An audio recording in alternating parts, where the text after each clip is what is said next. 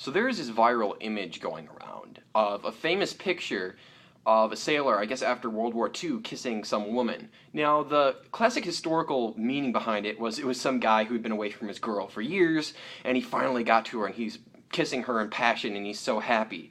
But apparently, a story turned up where he actually didn't know her. Some people say that he even had a girlfriend or a wife or something beyond that, but it's just some random girl that he didn't know, and he went up and kissed her. And they're talking about how it's an objectification of women and how this was put up as such a great thing when it really was bad.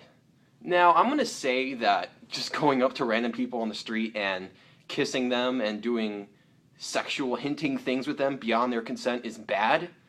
But one very disturbing thing I saw at the bottom was it talked about how it's part of rape culture. Not exactly sure what rape culture means, but I can assume it's alluding to rape. And that's one disturbing thing that I've noticed. It feels like a lot of people are opening up a wide umbrella of rape. And that sounds funny, an umbrella of rape. Someone may have fun making some Rule 34 thing about that or something. But no, I'm talking about, it feels like people are attaching the word rape to a lot more things than they should.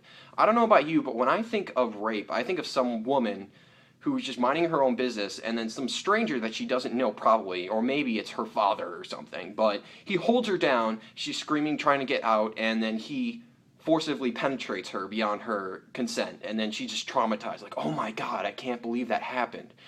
There are so many things that I don't think are okay, but get labeled as rape, and I find that to be kind of disturbing. One classic example is if you're with someone and you both get kind of drunk and you have sex. I know someone who was in that position, and she said that the guy raped her.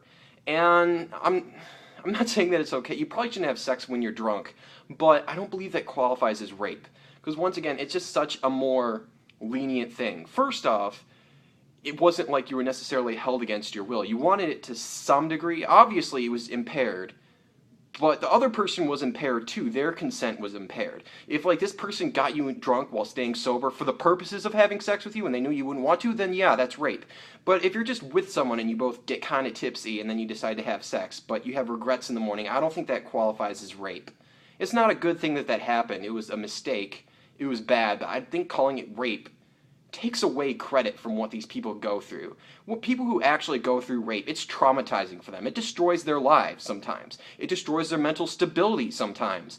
They just can't take it. And in my mind, if you take something like I got kind of drunk and I had sex with a guy, or some random person kissed me in the street, and to equate that to what people go through, I just don't think that that's fair in my personal opinion.